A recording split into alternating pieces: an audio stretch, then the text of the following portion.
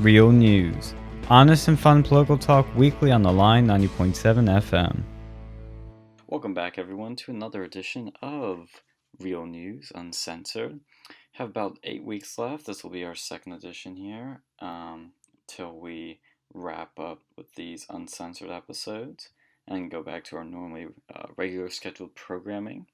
But for today, we're going to start with some culture news that's been, I guess you could say, causing some controversy. I mean, it's not as big as the second story we're talking about, but still, it's causing a bit of a stir.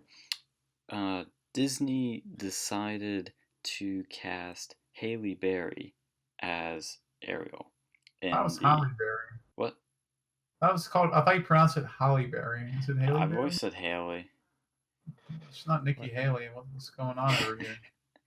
Okay, we'll have to fact check us on the pronunciation, but I'm pretty sure that's how you pronounce it. Don't discriminate against her culture through racist pronunciation. Oh yeah, it's true. It's probably Haley gaslighting.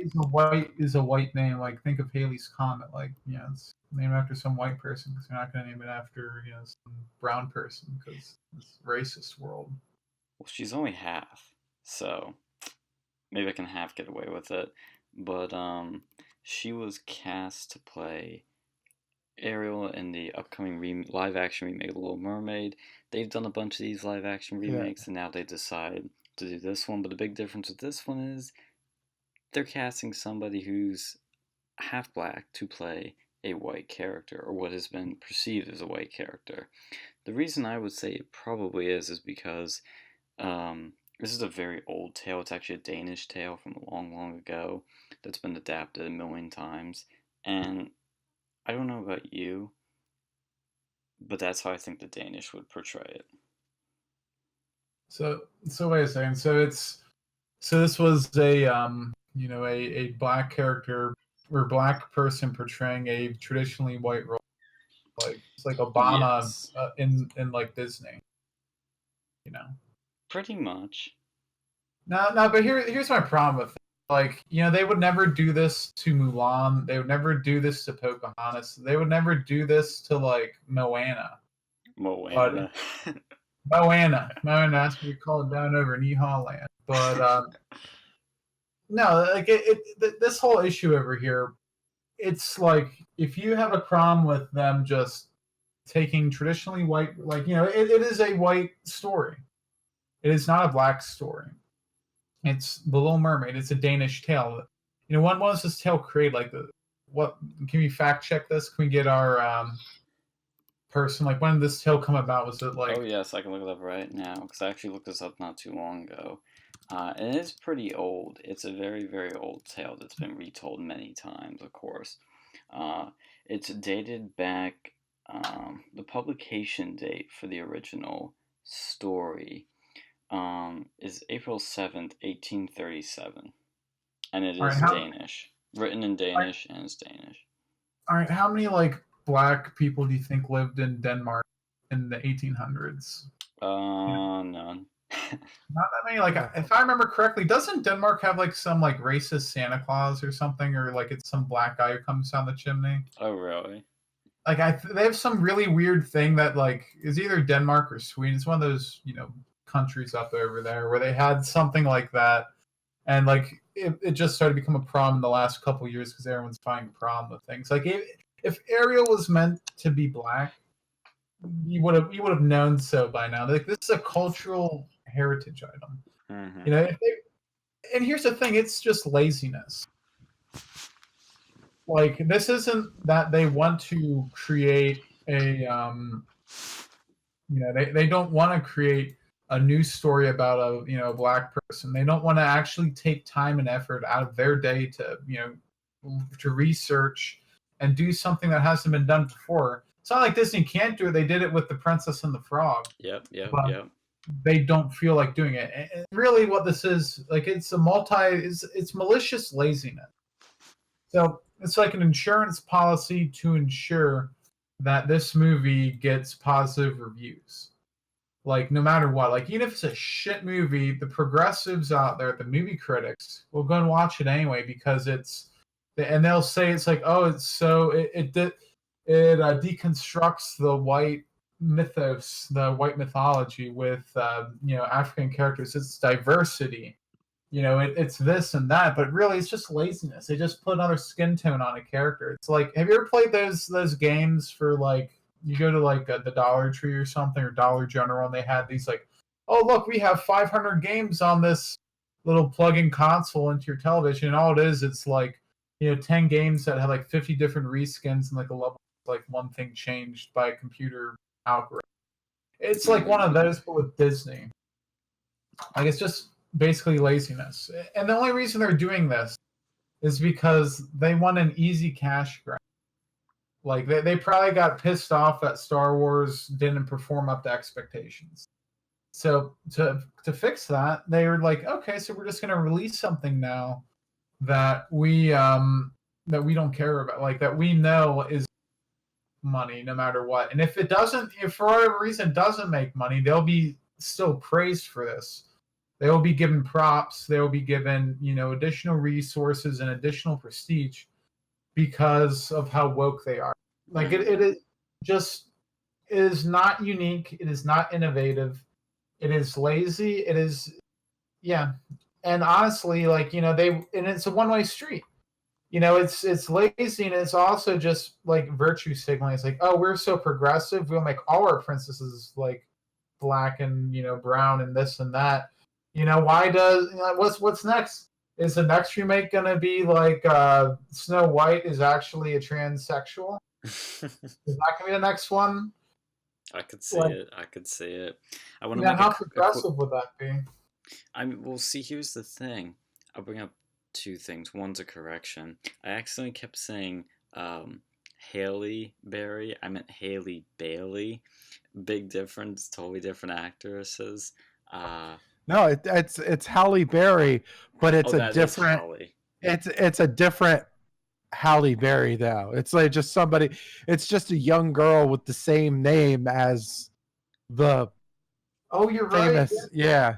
Yeah, shit. Halle Berry must be. Because I remember she was in James Bond back in the day. First black babe. And I'm just like, like she'd be like, what? How old is Halle Berry? I must be like, I think. That would not make a very good Disney princess. I know, that's where I kind of screwed up there, so I don't know the full ethnicity of the new one. No, Halle Bailey. Halle Bailey. Yes, yeah, that sounds about right. Yeah. Yes. So that makes sense. Correction. Fact check. Okay. Yeah, so we do it live on like CNN. And only when Trump speaks. Whoop. Yeah, exactly. Yeah, because she was. I think the reason I was getting him confused is because I think I still think it's Haley. That's how I've heard. But Haley or Halle Berry was in the recent John Wick movie, and that's where I think I was getting that confused. Mm-hmm. But it is Haley or Halle Bailey that's in the Little Mermaid, and I don't know if she's half black or full black, whatever the ethnicity is. But I think a good example to look to as to when the roles are reversed is when Scarlett Johansson was cast in the Ghost in the Shell remake a few years ago. And that is, from my understanding, it's an Asian character, but they put her in the role because they needed a big name to sell the movie more, because there wasn't really any big name female Asian actresses. Now that's a problem that needs to be addressed, of course, but it goes the other way, and people freak out and say it's whitewashing, all kinds of other stuff. So, when people say, like, oh, people wouldn't freak out if it was the other way around, we already have had people freak out over that. Yeah, that's a good point. Like, and that's what kind of reminds me. If you remember, was it the Avengers or like Iron Man 3 where they had the Manchurian and he was white? But the reason they did that was completely different. They didn't want to piss off China. It was played by Guy Pearce. Yeah, they just have some guy named Manchurian who's just white dude. Just like, come on, guys. Just stop sucking China's ding dong. those chopsticks out of your mouth. Time to get going and make things actually realistic. But now, like, we need to. I just don't think this is a good idea, and this is going to just create lazy. Like, honestly, I'm not a big fan of remakes. Oh yeah, these are atrocious too because they're remaking their own movies. And it's not the first one that Disney's done too. Like they're also doing The Lion King. It's just like, come on, Disney, you really that far out of ideas? Like you made 2 Wreck-It Ralphs, and I mean, Well, at least with The Lion King, it was like an African story. Like at least I could kind of get that, but this is like with the Little Mermaid. It's like, come on, dude. It's not. It's not like you're just. I don't know. You're trying. It is what it's whitewashing. It's whitewashing. I mean, it's a Danish movie. It's a Danish book, Is a that Danish story. blackwashing? Or yeah, whatever. Yeah, one of the two. putting But, on blackface to Ariel. Yeah. Wearing Oh. blackface. That's basically what it is, and people should realize that. You know, that's all they're doing is just changing the skin color and throwing a different actress in there. It's just like, you know, it'd be different if they like remade it, like because instead of like I don't know if the prince is supposed to still be white or if he's gonna be black too. Like they're just gonna be the side of like Africa or like Haiti or something, where the king is found. Which if it's off the side of Haiti, that'd be interesting. Who finds her? Well, see, But, here the other thing too, I think people are forgetting, is that if you do change the skin tone of these characters, and you still set it in that time, it completely changes the story and completely changes the characters because, you know, back in those days, those people were treated differently, and if you're gonna change the character, like the whole, you know, laws of the universe the film is set in are going to be completely different. You know, it's just, it's absolutely silly that you think you can just swap and it's going to be the same story, the same character. No, it's totally different. Because these were written in, you know, a long time ago when the rules of society were totally different. And I don't understand why can't we just create new stories for new people there in America, they're in Hollywood, and so they can have their own thing. We don't even have to have this debate. We just have their own stuff. And you've already seen that with stuff like Moana, or they just dropped a teaser today for, God, the name's slipping. It's a Disney movie with the Asian samurai. Mulan. Mulan. Yeah. Yes. There's perfect examples. It works. Just do it that way. Why do we have to change this? It's like with the whole Black Bond thing. Like, Bond is an Englishman. He's white. It's always been that way. Well, here's the thing, and I know we have about this. Like, this reminds me of the Annie remake, where the only thing they did, like, it was a terrible movie, but the only thing people remember was how progressive it was because Annie was now black. Mm-hmm. Well, that's what this is. This is all about attention. It's all about money at the end of the day. It's they did this because they figured, oh, this would start a bunch of attention and the movie would get more hype and interest than it normally would, and so it'll get a lot more attention, a lot more money out of it. That's all it's about. And to be PC and to be nice, you know, in the public eye. Yeah, it'll save them money on advertising because they'll advertise it by creating controversy where controversy wasn't needed. Like, it's one thing if you're going to create like a work that's meant to be controversial, like, you know, you do like an expose documentary or something. But like when you're just remaking something to get it to resonate with people, you know, it's just malicious laziness again. And what's this going to lead to? Are we just going to have other studios just doing like race swaps of famous movies? Are we gonna like watch one day where like they're gonna remake Casablanca and it's gonna be like some black guys and like a black girl in the middle in like, you know, Morocco or that was, or Casablanca, and I think it was and like see, that entire story would be completely different. Exactly. Like it wouldn't make sense, and that's what's gonna be. Like we're gonna watch you know, like what's another, you know, famous movie, like shoot, Gone with the Wind. Geez, that entire movie would be completely different. Like we could make another movie from like, you know, the ex-slaves' perspectives, and that would be fine because that'd be something different. But when you try to go and remake something that has certain rules in a certain universe, and you just do like race swaps, it's not like you're playing a video game. You just change a hue of your character's skin where it literally does nothing unless you're paying like playing like the Stick of Truth or something, like that South Park game where it actually makes it harder. That's a good point right there. Let's talk about a video game that did do this and screwed up. Yeah, what was it? Battlefield 5, where you have black Nazi women. It's insulting to black people. It's insulting to victims of the Holocaust. It's insulting to the Allies who fought the Nazis, because that just wasn't a thing. Like, and that it makes the Nazis look not as bad when you see them having black women in it. It's like, oh, they're progressive too. It just doesn't make any sense. It creates the opposite message that you want to portray. They'll take out the swastikas and black women Nazis. Are they even really Nazis at that point? Did they actually take those out of it? Yeah, they took out swastikas. It's a World War II game without swastikas. It's like a porno without genitals. Think of that. I guess we already have 50 Shades of Grey did have a couple pictures, but not the actual book. But still, like, it's like a porno without sex. I'm sure someone could create some like hipster, foot thing, but like, no, it doesn't work. That is an essential element of a World War II game set in the European theater. Mm-hmm. If it was set in Japan, like if that's what they wanted to go and do, if they did not want to have Nazis, you could set it in the Pacific theater, and that would be fine. That's true. That's true. There's not enough games set specifically in the Pacific theater. There's not enough movies set in the Pacific theater. Like, honestly, the Japanese did. They did some pretty, like, really terrible stuff. You had the Rape of Man King. You had like Unit 731. Like, Unit 731 makes Joseph Mengele look like Ben Carson by comparison to some of the stuff they did.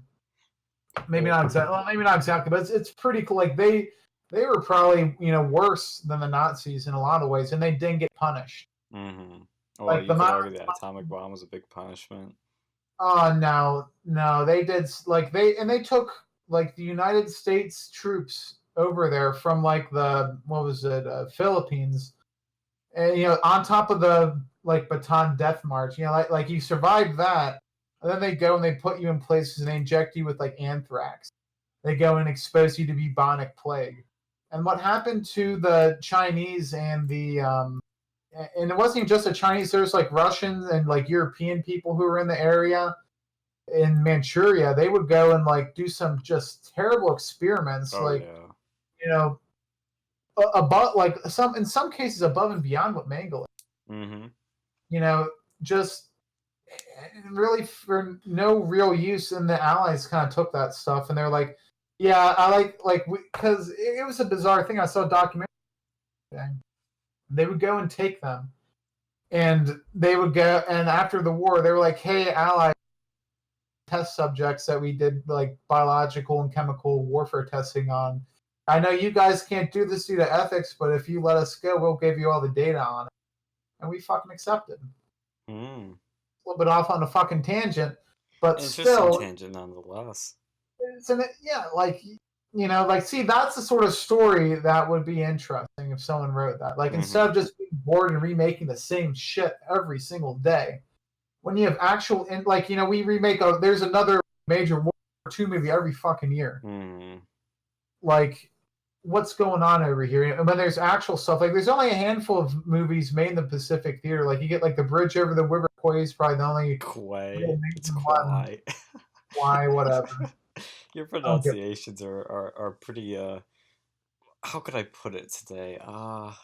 Very insensitive to other cultures. I used to have a teacher with a similar name. That's probably why I got what I was thinking of. But that was a good movie, but we don't have enough set in the Pacific theater. We like a whole TV show called The Pacific. Yeah, I've not watched it, but where's the movies? We have like a movie every year. It's like, oh, we have Churchill, then we have whatever World War II generic shit. And I mean, it's cool to have World War II movies, but it's so much. It's like almost like the comic book industry with the movies. We just keep remaking these, and most of them are just kind of rehashes. Like, let's make, like, the movie industry in general has just gone to shit. Where they have to look into like these race swaps. Like, it's not even just that. Now we have like half the movies, like the budgets of these big companies they send like millions and millions, even billions of dollars in some cases for these superhero movies to hire these overpaid actors and actresses. And then, you just get basically all right, meh movies with superheroes in it. But you get these comic book nerds out there that will be like jacking off over it. Like, oh, look, it's Iron Man. It's Thor. I mean, I like Iron Man. That was one of the few superhero movies I really thought was interesting. Me too. I was actually watching it last night and enjoyed it once again. Because Robert Downey Jr. he just had entertaining character, but like the Captain America is kind of thought he was like kind of boring, and some of these other characters kind of fall to the wayside. But like you get him, I like the Spider-Man character. He was all right. I saw that Into the Spider-Verse movie the other day, and that that was interesting. That had a black character in it, but it was a different story, and it worked well. Exactly. That's how you can do it. You can create a different story without having it just be like a race swap remake. Yeah, that was a very unique Spider-Man story. It was totally different, and it was from Miles Morales' perspective instead of Peter Parker. So you get a different character. So it's its own thing. It doesn't have to be beholden to the previous material. Which, see, that's where I was just actually thinking. I think it's actually a good idea when you see some of these directors or like I forget the guy's name. I'm trying to remember it. I think it was a Jordan Peele that did Get Out. I hated that movie. That was right. That was a racist movie against white people. I'm not even joking. Really? Have you ever seen that movie? I have not, but the only thing I've heard is that like he said that he'll only hire I think he did say for all his future movies he'd only hire black people, like, to be in the film, work on the film, and do all that. On the one hand, that can sound a bit, a little racist. That is, like, if this were if it was any other black, yes, you insert the word like white, or even you can get away with Asian because they have their own, like, Japanese industries does their stuff, and India, Bollywood does what Bollywood does, but that's mostly because there's like only a handful of white people in India, probably. But like, no, like that, I don't like that. I did not like Get Out. I thought it was pretty racist when I saw it. Like, it just watch it. I'm curious. Like, it wasn't even like good writing, and I don't see why people gave it so much praise. It was just like, it wasn't even like really scary movie. It's just like ridiculous. It was like, oh, if you're black person and you don't act like stereotypical black people, that means that you're under some like brain control. What? Like, it is bizarre. It's That's just pretty like, woke. Yeah, it's pretty woke. Like, have you, Dictator Phil, have you seen that film, Get Out? Yeah. And I kind of agree with you a little bit of it. Like, there's definitely some. It felt like there was some subliminal, or maybe not even subliminal, maybe like direct, like a weird storyline of, not storyline, but like a subliminal message of, if you're not within a certain stereotype parameter, right? If you're not within a certain, then you're, I don't know, it's like your mind is being controlled or something like that. I'm like, just stop. Like, it was like, my problem was, it was like overtly political. Like, the entire movie, it was like, and it has people in this mindset that, you need to act like, stereotypical, movie, like, boys in the hood black person to be black in America. And I don't think that's a good message. Wait, like, isn't that the message you would think they'd be trying to go against? Yeah, you would think, but like, they're like, oh, whiteness is evil, it's bad. It's like, no, like, it just creates these stereotypes in that movie about, like, they stereotype white people. And if this movie was the opposite way around, it would be considered like super racist. Like, that would not be able to be shown in today's America in a modern theater. Like, I compared, and I think we actually talked about this before, I compared it to A Birth of a Nation, but kind of, it's kind of like the reverse. It is the antithesis of Birth of a Nation. It is the polar opposite where it's still racist, but it is just the other race. And I don't think that's something that we should be striving for. No, that's not good at all. But the one But thing didn't you attend your sociology class though? White people, you can't be racist against white oh people. no, that's what my health teacher told us. Yeah. Yeah, that's definitely stuff that should be taught in a health class. When you go to health class, that's the number one thing for health. It's like, oh, you need to have these political discussions in a fucking health class. Yeah. That makes, that's a perfect place for that. That's not your tuition money being thrown away. Like, honestly, I wish there was a channel out there that would, like, I wish Fox News or something, because like boomers watch that, will go and do a segment like just have a show on there where they go into a college classroom, they get like video and like audio, like Project Veritas stuff, like campus reform stuff from colleges across the United States, just so they can see what's really going on. Because like I told my grandparents the stuff that happened, like that I was told in my sociology class, and my I think I had another class. It was like a philosophy. They just flat out didn't believe me. Like I had a class. What was it? It was a law class, and it was for. Was it for IST? Yeah, and the guys. Yeah, I gotta take one of those. It was like IST law class, and he kept bringing up Trump in there, and I was like, "This has really nothing to do with the course material. Like what's in there has nothing to do with that." He kept talking about politics, and it had nothing to do with the class, and that was my problem. Like, the classes should have to do with what the classes and the course description are. It shouldn't have these political tangents. Like, if you're a professor, you can discuss that at hold a separate event. Like, they can hold events like community events or whatever. You must be a politician, that's a perfect, like, he ran for office, and if he wants to talk about that on the campaign, more than welcome to. I disagree with him, but he has the right. But when I pay good money, like thousands of dollars, to attend his class, I don't want to be fed propaganda and pay for it. I want to learn about law. Like, I actually thought of it like when we actually talked about law and we learned about like patent law and trademark law and copyright law, that was interesting. Yeah. But when we learned about like, I think we had to watch a revenge porn documentary for like 2 days. What? Yeah, it was like a week where they just played revenge porn documentary. I didn't even go to class that week. I can understand that to a certain aspect, but I think it was like it's a bit excessive. It was a little bit politically tinged. I think like that would be something small, a small part of it. But the documentary itself was politically biased, in my opinion. Mm-hmm.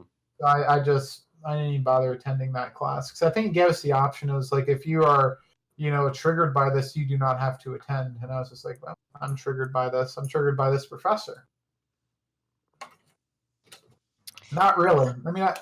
Nothing really triggers me. I just don't like to be, have my hard-earned money and, future hard-earned money in the form of student loans go to pay to basically make fun of my, my family and everyone that like our values. Oh yeah, that's perfectly understandable.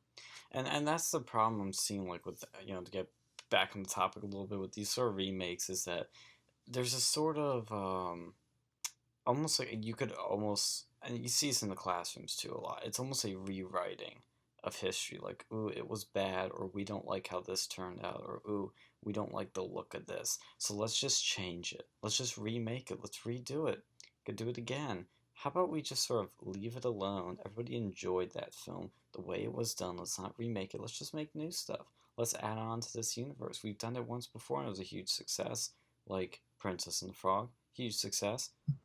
Just keep doing that. It's not difficult. There is some difficultness, obviously, because you have to think of original stuff. But work. Yeah, you're getting paid money. You can do actual work. You can research. You're getting paid millions of bucks. You can be a little bit creative. Just a little bit. Like, how many different African tribes are out there that, like, they did with the Lion King, means, there wasn't really humans involved with that, but... Look at Black Panther. Yeah. Black superhero?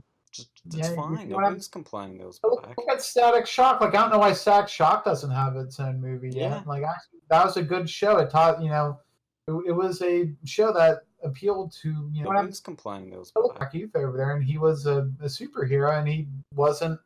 You know, it was a role model. It was a fictional role model for kids to look up to that wasn't, into this like culture of going into violence and all this other stuff. It was a good positive role model. I think that's great. I think they need more of that. Yeah. Instead of like having these freaking like movies like Get Out where it's like you need to act this way because you don't want to be white because that means you're like being controlled. That's or so weird. Like, yeah, that movie, you need to watch that movie. I do. We should. That's one of those we should watch together and just sort of record a commentary over it. Mm-hmm.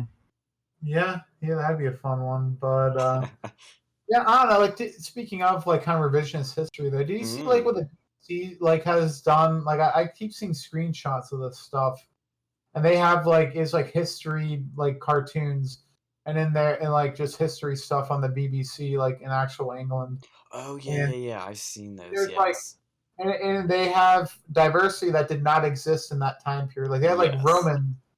Well, I mean, I guess with Rome they'd have probably, but not to the extent that it was shown on there. And then they have stuff in like the English, like War of the Roses and stuff, where there's like black people out there. Where the War of the Roses that took place before they had the transatlantic slave trade, which was before there was a really any black people in England at that time.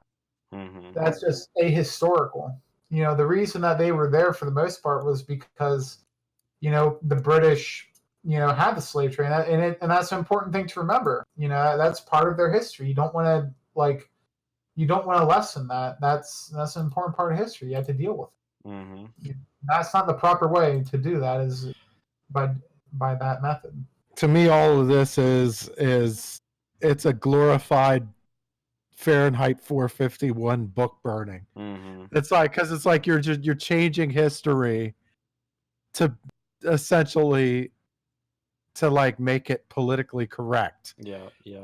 And it's like, no, that's not what actually fucking happened. And to do it is literally to burn. You might as well burn the fucking history books because it's like you want to learn all the negative history that happened so you don't fucking repeat it.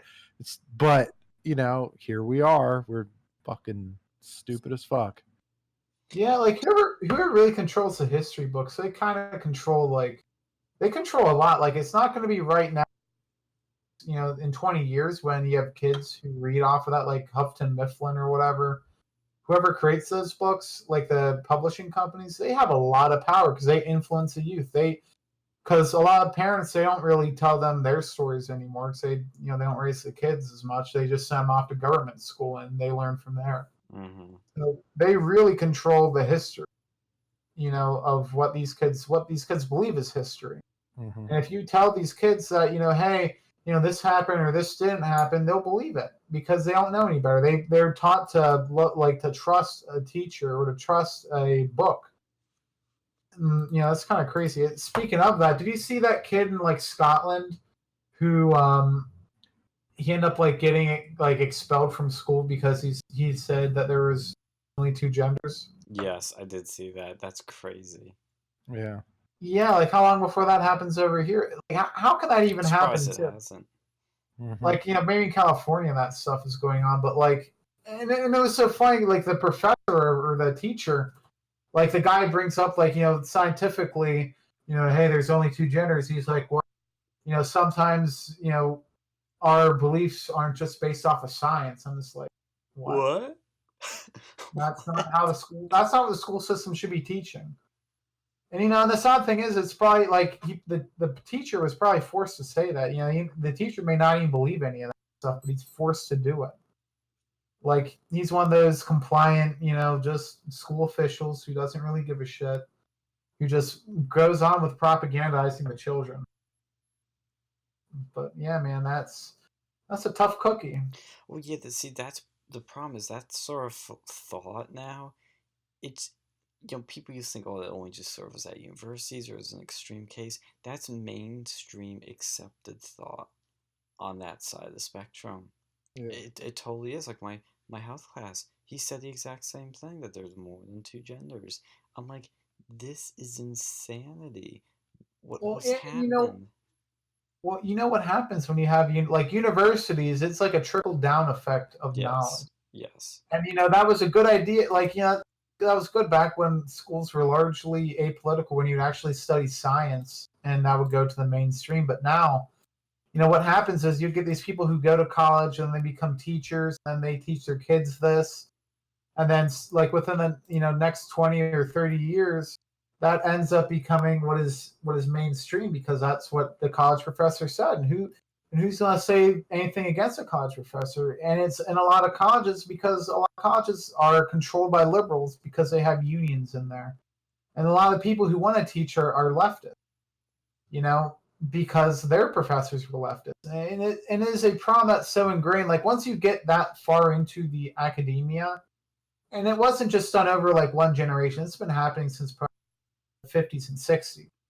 They've had communist infiltrators going into the school system, and they just started getting seats there. They started rising the ranks, silent. Then they'd start telling, years after they get tenure and they can't be fired, they'll start spreading their propaganda to their close peers, and then they spread it and they spread it. And it's like, that's where the metaphorical cancer lies. Yeah, well, and it's also, it becomes ingrained in these kids, and then when they go out into the world, they start spreading this stuff. Like, it starts when you're young, and then you spread it, wherever you go, and so it just spreads like a cancer. It really does. And why do you think that the left wants people to go to college now more than ever?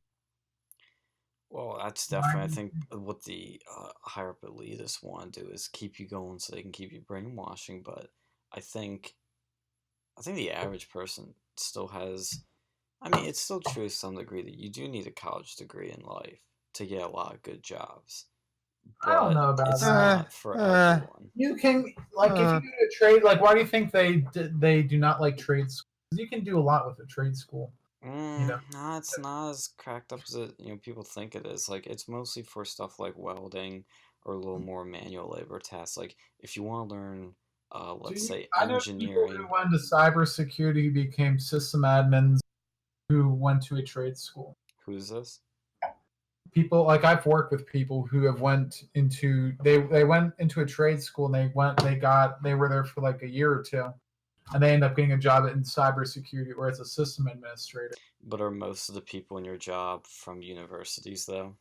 Yeah, but I think That's what I'm saying, as a general that's rule. starting to change. I think that's starting to change. That's currently how it's been done, because like the media, has been telling people that you need to go to college, but you really don't. Like, go and count your classes. How much of those are directly related to your major? Oh, pretty much none of them. I know, like, if you're an engineering major, which makes sense. Like, if your major is really like necessary that you go to college for it, then most of your at least like 75% of your classes would be related to your major. Mm-hmm. But that's not the case. Like that's why I say, if your degree has less than like 75%, it's like 50% or less of classes relate directly to what you're doing in the field, then or the necessary like theoretical groundwork of your degree, then your degree probably doesn't need to be taken at a 4-year college. It could probably be condensed to a 2-year associate. Oh yeah, absolutely. That's why I say you need to abolish gen eds. They don't need to exist. They don't need to happen. But the universities won't do that because that's money. That's why they do it. It keeps you there longer, makes them more money. Well, I think they could just convert many 4-year degrees into 2-year degrees, removing gen eds. I think that would be what they. It'd be hard to get that to happen, but that's what I want to happen. Well, what they could do is like Trump or something, who's in the White House, who control, like, because they have power over like who can get federal money.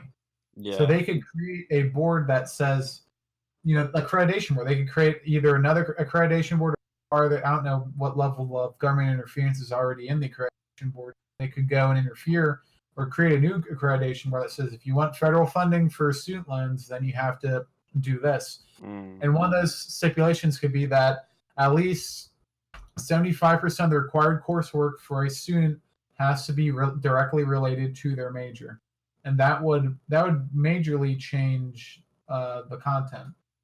that would make things go a lot faster. That would eliminate a lot of these ridiculous propaganda courses like that health class you took. God, that health class is a piece of work. Oh my god. Yeah. Oh, I've Well, ran on that a lot. do you have anything since the last time you talked about that health class? No, I mean I got a good grade in it, so can't complain there. Mm. But something that many people are complaining about, though, or should I say, one person in particular, is the Betsy Ross flag being put on some Nike Air Max 1 Quick Strike 4th of July training shoes. They released like a photo of it, or they released a shoe, and then the model was pulled after Colin Kaepernick said it was offensive because of its relation to slavery. Now, let me ask you guys a question. What does that flag represent to you? America. That was early, man. That was America. Yeah. It's that simple, isn't it? It's just the 13 colonies. Like, I don't Yeah. understand how people have these different interpretations where it represents like one part of America or one thing of America. It's bullshit. The whole thing is just bullshit because it's like there's nothing about that would say like that would like represent slavery. Like Betsy Ross was a Quaker. The Quakers were anti-slavery. It was like and even if you're going to say, oh, the 13 stars, it represents the 13 colonies that represent slavery. Well, what the fuck about the 13 stripes on the current flag? That they represent the 13 colonies too. So what, you got to take that shit out? The whole thing is fucking ridiculous.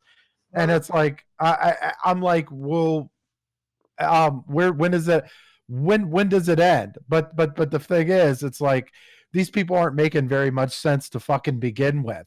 So it's hard for me to even discuss it because it's like it's stupid on multiple levels.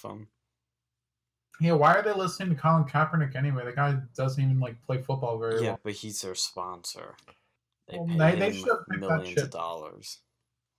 Like that guy, he has created divisiveness in America. He created incidents like there's no real like what has he done? What constructive has he done?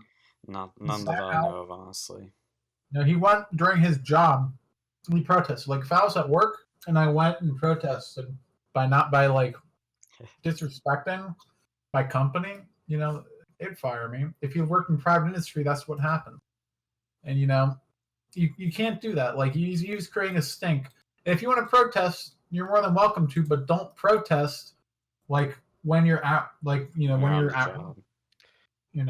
Well, I've always said this, and I'm like, don't hold this against me, but I'm like a lifelong 49er fan. So I knew plenty of Mr. Kaepernick. And like I'm gonna tell you right now, the dude's a total fraud. He's a fraud.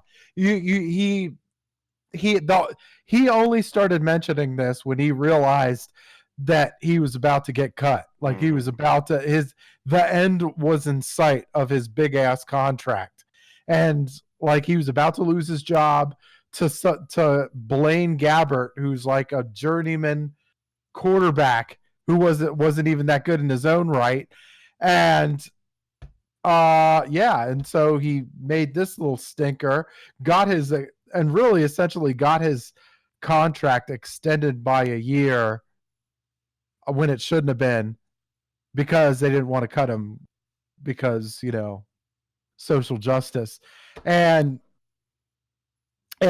like so he gets cut and after a whole season of kneeling or no, he walks out on his contract. I'm sorry. Walks out on his existing contract because he thinks he's going to do better. Obviously, nobody signs him, and then says if he gets signed, he won't kneel anymore. It's like, oh, where the fuck is your loyalty? Like, oh, I thought you were supposed to be the social justice dude, and if you just get the money that you want, you'll stop kneeling. Oh, that's cool. Yeah. They don't tell you this shit. It's like, and like because they don't care. This is all it is the media and these stupid ass protesters.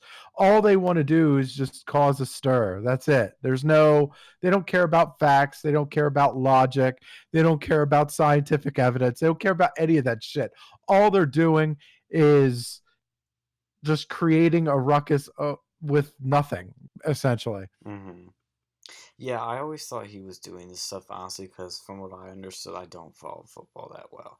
That he was not a mediocre player. He was just a mediocre player, wasn't that great. And he was looking for a way to kind of, stay, he, as you said, he probably was afraid his career was going to fall apart, so he did something that would keep him up in the limelight and, make something of himself. Has it worked? Yeah, it's worked for now.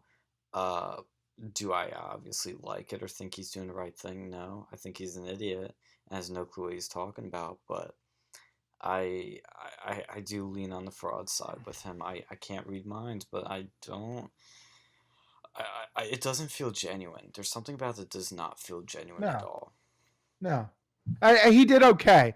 He did okay for the first couple of years and then maneuvered his way into a big contract.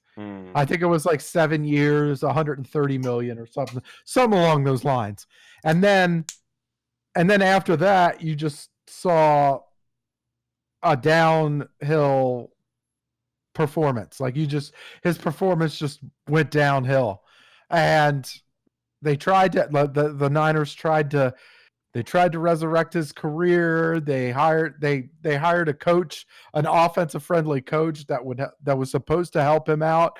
It still didn't help him out. He was still like, as a starter, he was still 1-8, like 1 wins, 8 losses. And it didn't work out because I honestly don't think that I don't think that his heart was in it. Because he was just kind of like, well, shoot. But in his head, he thought he was still gonna get a better deal if he left, or he thought that like if he walked out of his contract, he could get to New York, only to find out that the New York teams didn't want his ass, and then and the whole thing, it's just the whole thing was fraudulent. It really was. Mm-hmm. What do you think, Alex? Yeah, I think people just protest too many things these days. Like, it's not like the 60s anymore when there was actually important shit to protest. Like, there's some guy in Greensburg, which is outside of Pittsburgh. I don't know whatever happened to it, but this guy he planned a protest to disrupt a 4th of July parade. Okay.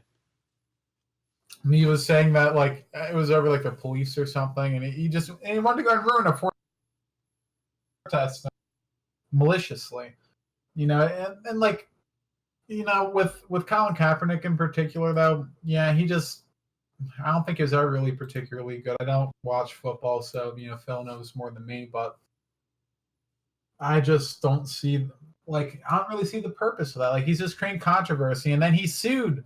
I think he sued like the NFL league or whatever for like saying they're colluding against him. Oh my God.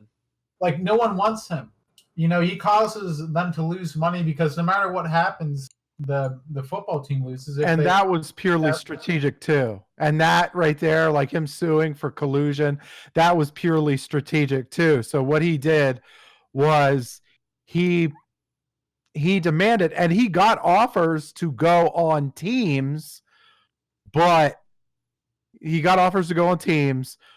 wanted ridiculous money. Like, he wanted 10 plus, I think he wanted something to the tune of like 10 plus million a season or something like that. Wow.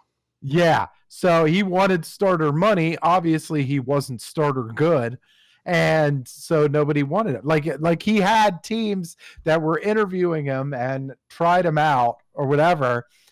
And it was like, well, they'd love to have him. They'd love to have him as a backup or whatever.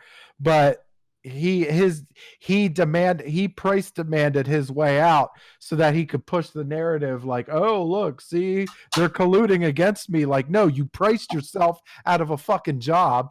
And what did you expect? Yeah, it's entitled people. What do you think his end goal is in all this? Like, what's he trying to really achieve?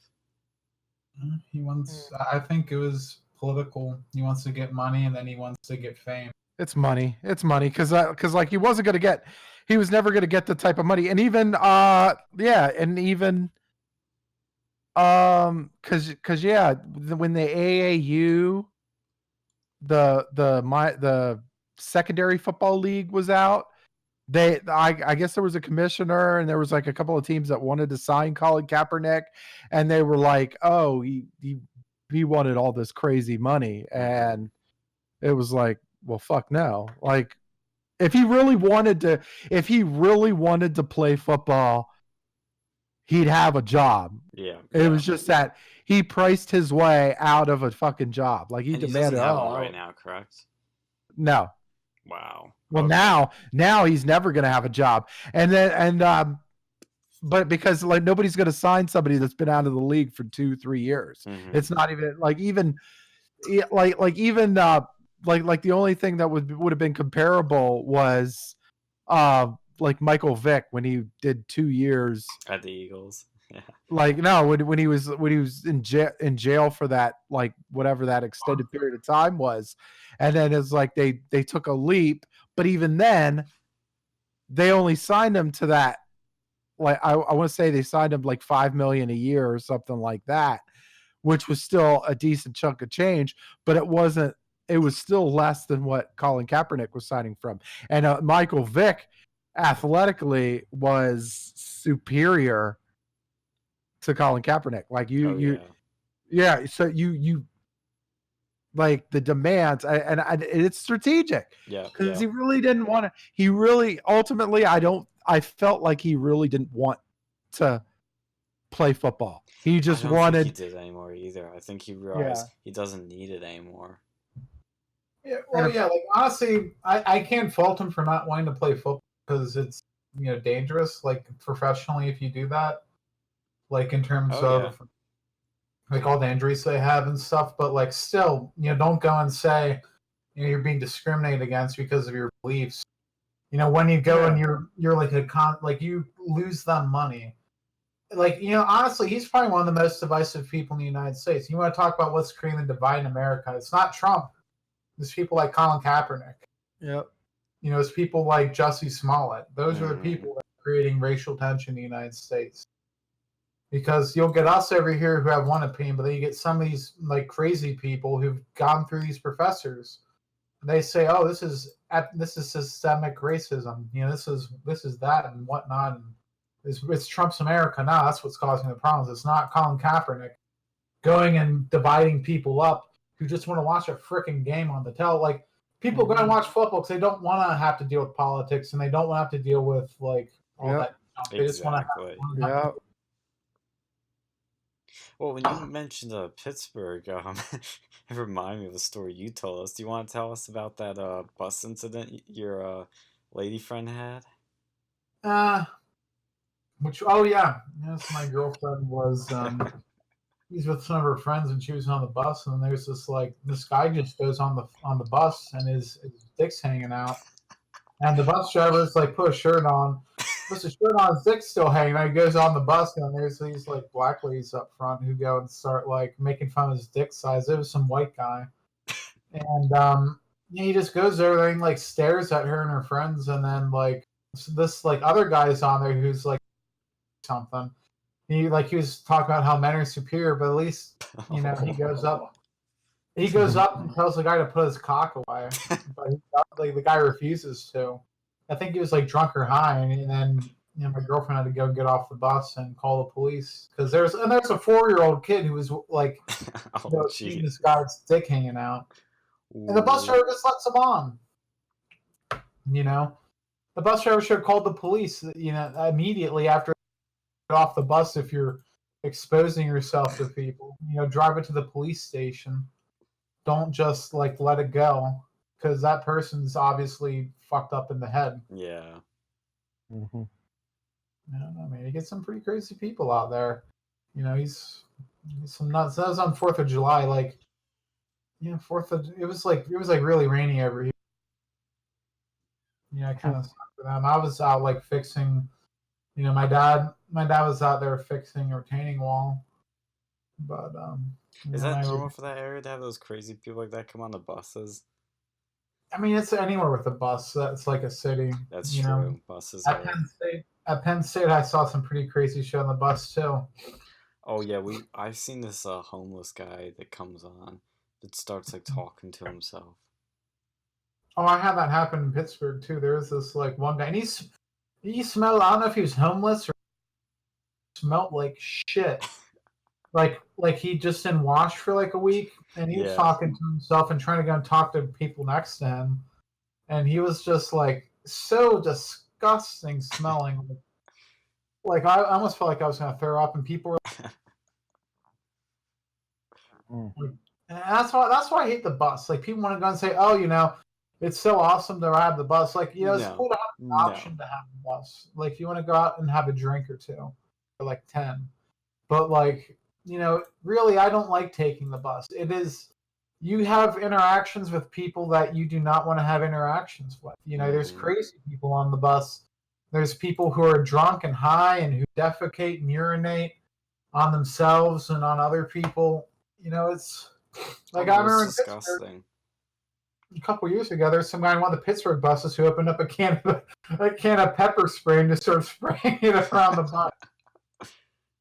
It was just spraying people in the bus. Yeah, the police had to be called. He thought he was some hot shit, spraying people with pepper spray on the bus, and then like because it's on a bus, it spreads out pretty quickly, and people are like coughing up, and they had to get the ambulance. I wasn't on that bus, thankfully. Oh but like, God. Like I'm in this urbanist group. There's like this urbanist group on Facebook for some reason.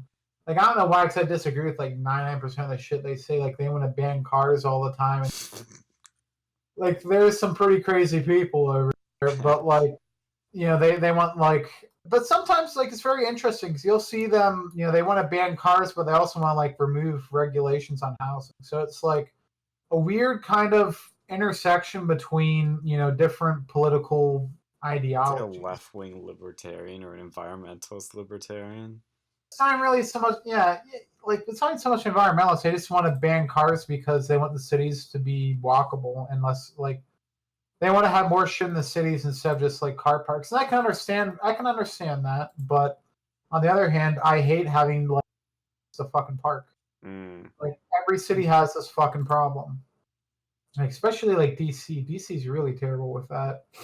But you don't even want to drive because they'll like if you go 1 mile speed limit, they'll knock you down for that. They have like traffic cameras everywhere. But yeah.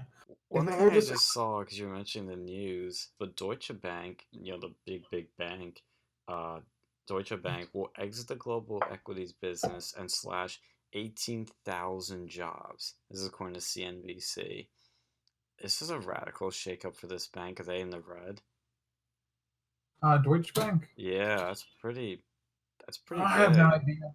I have no idea what's going on with international banks. Like, yeah, like, the banking industry is a really strange one, too, because these are kind of owned by, the countries kind of have some influence with banks. It's heavily regulated, but, like, yeah, outside the United States, they got all sorts of strange things. But, like, one thing I noticed, though, like, I was at work and doing some, some general things, like they make you do these like stupid, like that's stupid, but like these mandated trainings every year, and one of them was like on compliance, like with the GDPR. Like some of that stuff doesn't make sense. Like they have personally identifiable information, then they have sensitive personally identifiable information, and with personally identifiable information, you think of things like your like a credit card number or like like both your first and last name or your email address, like stuff like that, which makes sense. But then like for the GDPR, they have something where it's like your political opinions are personally identifiable information. Your philosophy is personally identifiable. It's sensitive personally identifiable information. That's like even more like regulated than regular PII. So how does that make any sense? Like if there was a group of people out there, like why, and you're Republican, how would that personally identify you? How could you personally identify someone based on their political group? Yeah, because it's half the country is in one group, half the country's another. Like you can't just say this makes you identifiable. That's something I'm learning in my data management class, or where we're learning SQL, which is a programming language basically for databases. There's when you make your I think it's the foreign no the primary key of an data, that's for something that's uniquely identifiable for one person. So it'll be something like a social security number, or something like, like a ID number or something. None of Yeah. that makes you uniquely identifiable in any way. What do you mean uniquely identify? Like, oh, you mean like political links? Yeah, it's Yes, not. yes. Yeah, no, it some I don't know if they just didn't word that right or like Yeah. what, but that doesn't make any sense. Like in that sensitive PII. So if you have like a breach of that, like a company could be fined like $200 million or like 4% of their like revenue or something, whichever's higher. Mm-hmm. So it's like that just seems ridiculous because like people give away their political leanings all the time. Like it's not really that much of a secret. Again, and if you think it is a secret, that's like nothing. Yeah. Unless you have like some really crazy political beliefs, like you're Nazi or something. But like, generally, that's different. And then they also have like the right. And there's some interesting stuff in there that I like. That's like you have the right to be forgotten. And I kind of find that interesting. So that's like where I think you can tell them that your information like scrubbed from there, and they have to do it. It's something along the lines of that. Like, I mean, a lot of this stuff didn't really apply to my, because I do cyber, security stuff. So a lot of that stuff, I mean, to a certain extent it does, but I don't like control that. Like, I don't really disclose that. Like, I don't disclose any of that. That's, I'm the person that prevents that shit from being disclosed, but I don't really, it's through other means. I wouldn't have anything, like mostly those compliance things. It's for like, hey, I'm a coder. I'm making a database. Not show the world that this is everyone's, information over here. That's generally the people who would need to see that information. Like you can't just publicly display that shit. Mm-hmm. It's not really what I have to do, but it's a legal thing. So. Well, speaking of illegal things, how about Mr. Jeffrey Epstein? This is a guy who was just arrested he's a billionaire, arrested for sex trafficking minors. Well, he has some really big ties to some big name politicians, like Bill Clinton. Flew on his private jet 26 times, so he was a frequent flyer, probably racked up a lot of frequent flyer miles with him. What is, like, remember those conspiracies about the island he'd go to with Bill? Do you remember those? Like, this sort of like, I don't want to say confirms it, but it sounds like it could. Well, see, my question was, I heard about this stuff like back in the 2016 election, a little bit before that too. Like, why is it being like I thought he was already in jail. He somehow get out of there. I think he had some accusations or something at one point, but he was never actually charged. I forget. I'll look it up actually, but yes, he was he was convicted in 2008 for soliciting an underage girl for prostitution, which he served 13 months. How do you only get 13 months for that? Like that's I mean, I guess he knew people. Probably, Bill Clinton, Bill de Blasio. I don't know who he knew. He probably knew both of them, to be honest, because he's from the New York area, I believe. Yeah. Well, the thing also is that, yeah, you served 13 months, but it was in custody of work release, which means that he was still allowed to spend 16 hours a day outside of prison. Yeah, that's screwed up.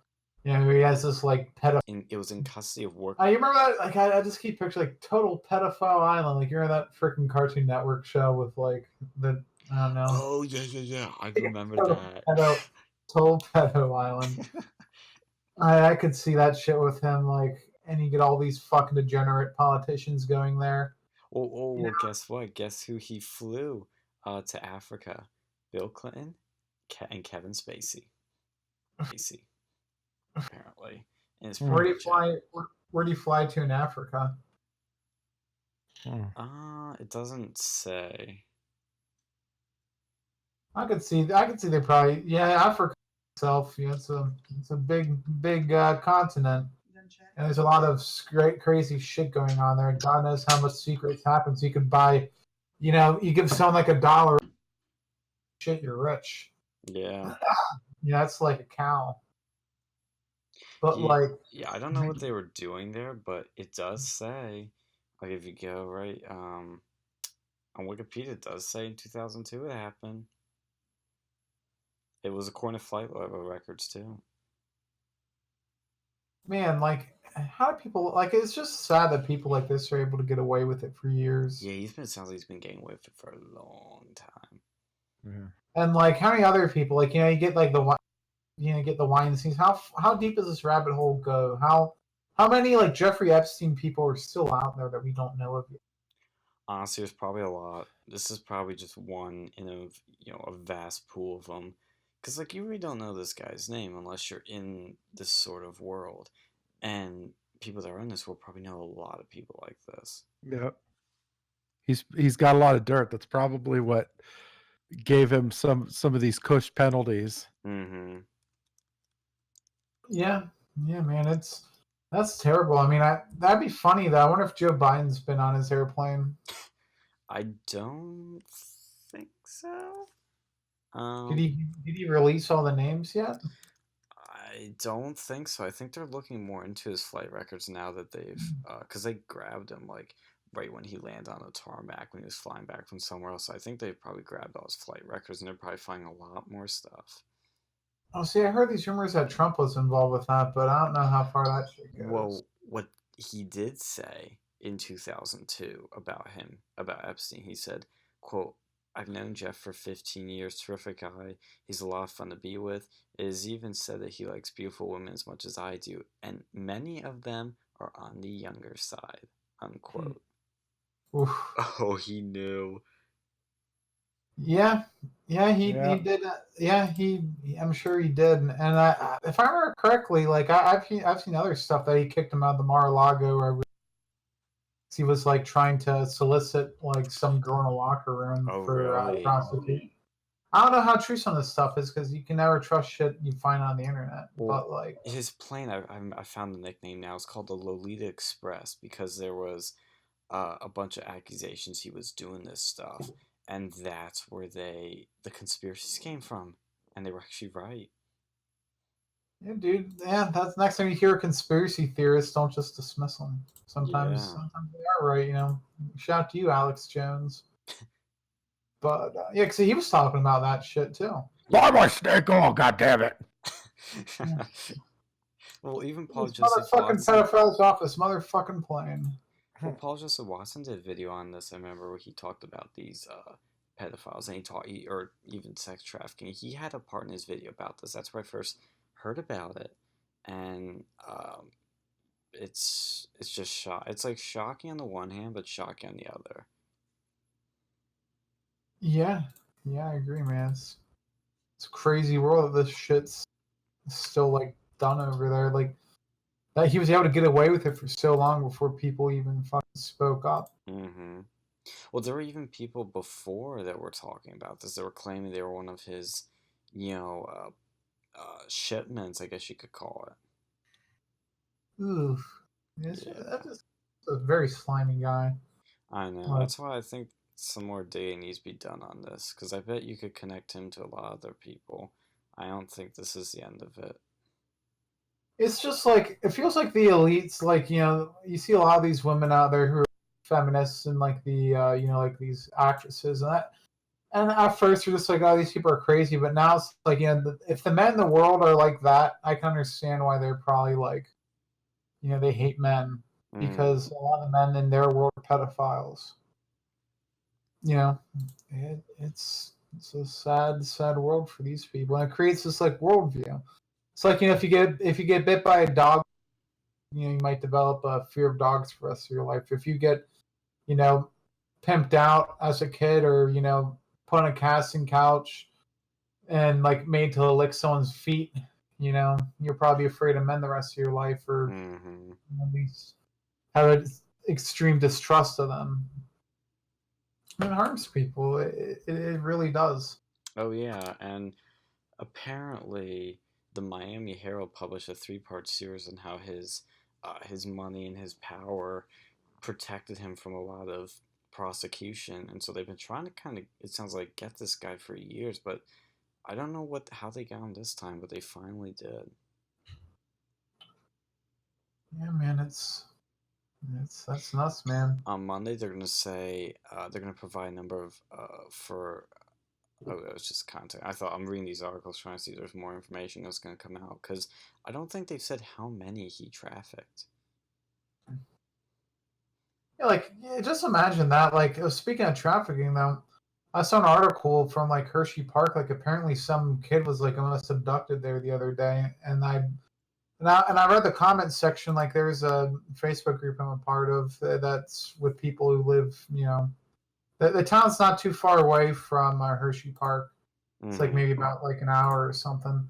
But apparently, the people over there have this one woman.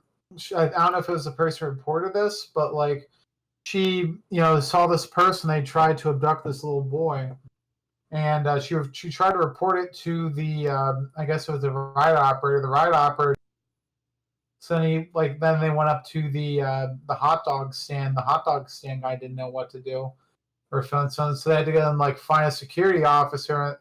And I forget how long it was, 4 different people, or 3 people before someone actually got a hold of security for him. And by that time, it was over an hour away, and this person most likely will never be caught who tried to abduct a kid. Oh, Jesus. God. And it's just what the hell's going on over there? I mean, I used to go to Hershey Park all the time. Me too. I've been there twice. I used to go there almost every year. That's kind of sad that they don't have a system in place at Hershey Park all the time. According to this person's opinion, I don't know if this is true or not, so don't sue me, Hershey Park. But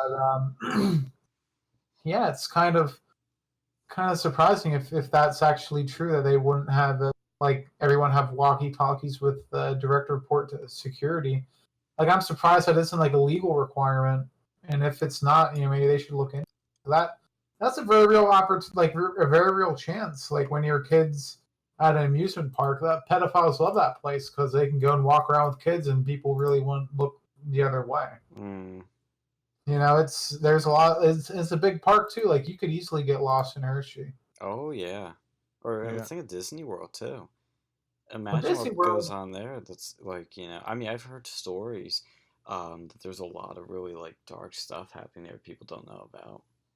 I was told I watched this one video. It was from a Reddit thread, and they make one of those lazy text to speech videos. But apparently some they have cameras everywhere, at least in the gift shop.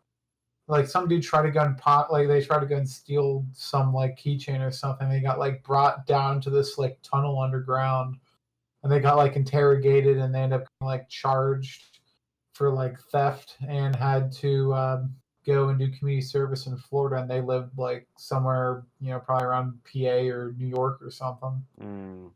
So man, yeah, I imagine that Hershey Park probably had, or not Hershey Park, Disney probably has some sort of mechanisms in place, because Hershey Park, I like it. I don't know how popular it is for people outside of Pennsylvania though, because it's not Disneyland. Right. I mean, it's nice. I've been there before. When I used to live in Maryland, I went there once, but it wasn't as big as it was, I imagine, outside of Pennsylvania.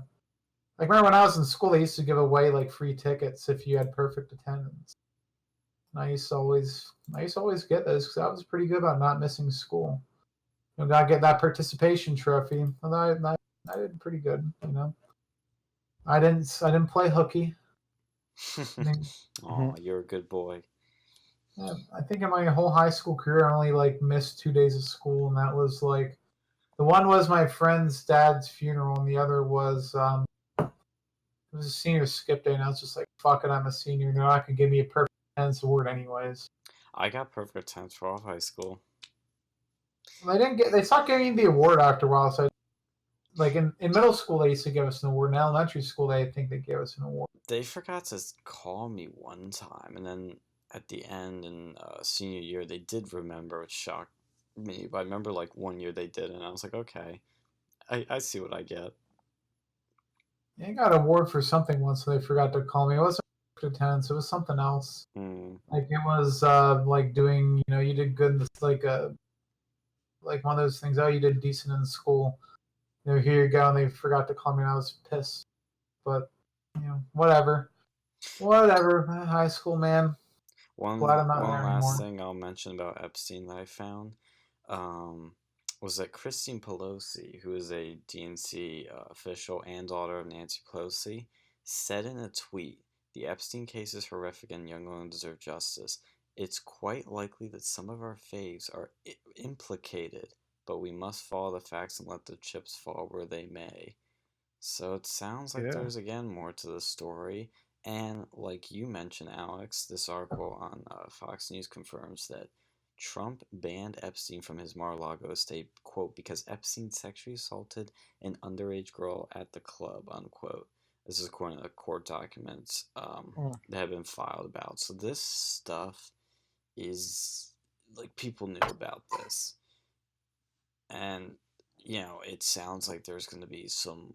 I think the bigger story is yet to come. I think this is sort of like the big open secret, but I think there's going to be more that we're going to see over the next few weeks or months that might be the real shockers. It's like the Panama Papers, but like with pedophiles. Yeah. You got a lot of dirt on a lot of people. Dude, I this just hope guy's that pretty scummy. He's got a lot of dirt. Like, yeah, it's just like, why is it always like the rich people who are interested in pedophilia? Is it just because they have nothing else to like do? It's like, oh, I got $1 billion. What am I going to do with it? Go and fuck kids. That's like, is it just? I think it's a power thing. I really think it's a power thing. Like, it makes you feel young again. I guess if you have that's the one thing you can't have, like, quote unquote. Yeah. Well, So I it's think when they just get like, to that level, they think they can do whatever they want, so they're trafficking these people, or they're trying to hook up with them. I mean, look at rock bands. Like all the famous rock bands have at least one song about banging an underage girl. All of them. The difference between like banging a 16-year-old and banging like an 8-year-old, which, I mean, both of those, if you're an adult, you should definitely not be doing any of those. But like, rock bands, yeah, like look at Elvis too. Like he was a bit fucking creepy with some of the shit he did. If you look into that, yeah, like I saw an article like he was like, I think he was like banging a 14-year-old or something, and he like married some girl who was like 15. Shoot, I didn't know that. Yeah, you have to look into that. Like he had some interest, but to be fair, the times were a little bit different back then, but not by much. Like that's a thing too. Like times have changed. Like back in the day, you could get married. Like the marriage age was in a lot of places like 14. Like PA, it's still 16, but like it's got a bunch of strange rules with that. Like the age of consent, and like it can vary wild. I think California is 18, but a lot of other states are less than that. Like, and you can get married to people who are under the age of consent, and that allows you to, engage in activities with them. Like it's very disturbing, and I think a lot of cases though that's done in cases of like, pregnancy, teenage pregnancy, like more Romeo and Juliet clause sort of thing, but that definitely does make sense then, but it's still, God, it's creepy stuff. Why like a 20-year-old was doing. I just don't see why like a 20-year-old should ever have the need to marry a 16-year-old. Like what would you have in common with a fucking 16-year-old? Like how would that even work? Like why do you want to get married to someone that young? Like they're so like. I mean, I guess certain people are mature differently, but still, like, have you ever seen, like, you ever been to the mall and you just hear, like, 16-year-old just complaining, like, oh, look, oh, these shoes suck. Oh, Tony at school was so cute. Look, oh, he was so hot. He had the Axe body spray on. Oh. Oh, Sarah Dorset, she is such a slut. She kissed Bobby. Ah, it's just like fucking hell. Yeah, You know, yeah. I like know you're why would not like mature enough why at that age to actually like why, like know what you want, know who you are, and be the person you're gonna uh be in your adult life. Like you're not an adult yet. You shouldn't be making adult decisions. yeah, like I just feel like our generation has been like basically held back in terms of maturity. Like I think years ago, 16-year-old was considered an adult because you'd have adult like responsibilities. People, not everyone like graduated high school. A lot of people were living on their own when they were 16. It was like, and now it's like, the age of consent should probably be raised to like, like maybe not the age of consent, but the age of being considered an adult.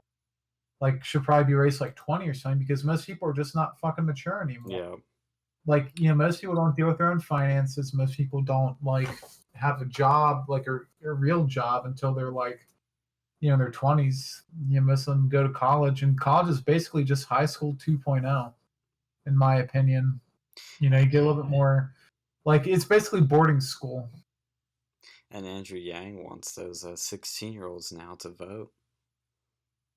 Yeah, I don't agree with that. Like I think that we should have one age for being an adult. Whatever that age is, you'll get all the rights. So if you want to be 16 years old to vote, then you will be an adult at 16-year-old, which means you'll be able to purchase guns, get married, drive. I don't think you should be able to vote if you are under 18. I don't think that's a good thing for America. Yeah, I totally agree. Any last final thoughts? Last little words anybody wants to put in? Nah. I don't know. I think I'm done. I'm gonna pull Joe Biden. I think I'm done. I think my time's up. No, you gotta say, I'm sorry, my time's up. You gotta apologize. Sorry, my first. time's up. Yeah. Something along those lines. Thank you for listening. We'll be back next week with more real news.